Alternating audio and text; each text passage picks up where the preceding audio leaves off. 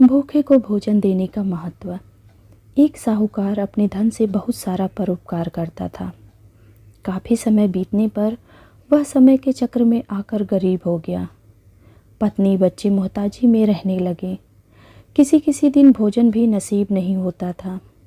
दुख से भी बहुत दुखी थे। दोनों प्राणी सोचने लगे कि भगवान क्या हमारा दिन भी अच्छा आएगा, परंतु अच्छा दिन नहीं आया।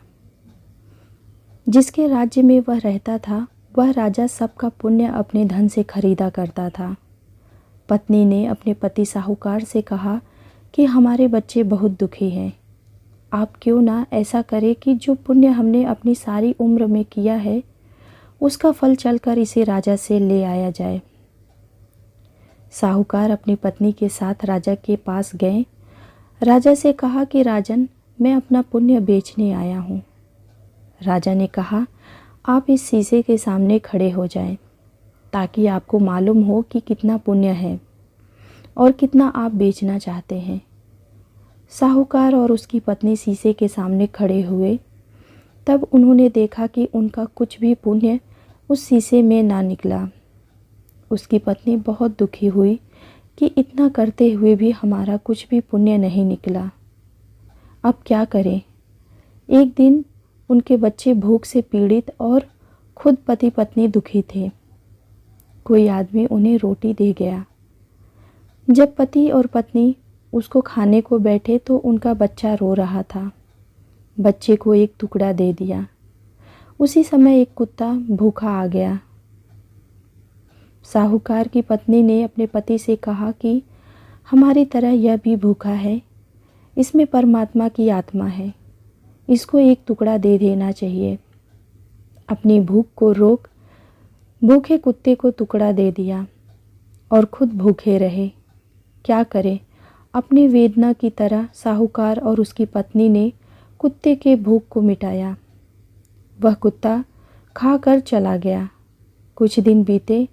दोनों पति पत्नी ने बात की, अब ऐसा करे कि फिर से राजा के पास चलकर देखा जाए। यदि भूल से पुण्य बन गया हो तो उसका फल ले लिया जाए।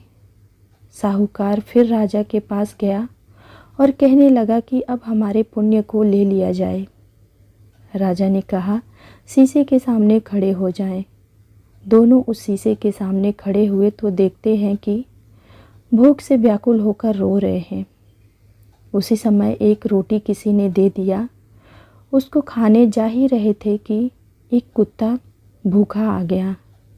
साहूकार ने अपनी भूख को रोककर उस भूखे कुत्ते को अपने हक में से एक टुकड़ा दे रहा है। यह एक पुण्य बना। राजा ने पूछा, यह पुण्य सब दोगे? साहूकार को मालूम न था कि हमारा पुण्य इतना हो सकता है।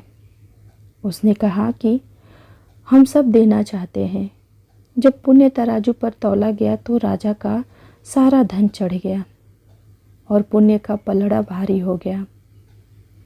भूखी आत्मा को खिलाने का पुण्य अपार होता है। इस वास्ते भूखे को जरूर भोजन खिलाना चाहिए। साहूकार के समझ में आ गया कि ऐसा पुण्य दुख उठाकर और दूसरी भूखी आत्मा को शीतलता पहुँचाए जाए, जो मैंने कभी नहीं किया।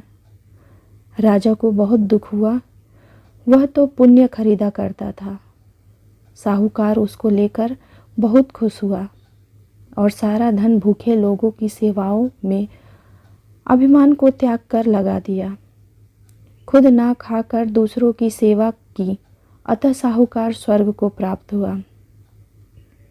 इसीलिए कहते हैं, सदाचारी बनो और दूसरों की हमेशा मदद करो। उम्मीद करती हूँ आप सबको यह कहानी ज़रूर पसंद आई होगी।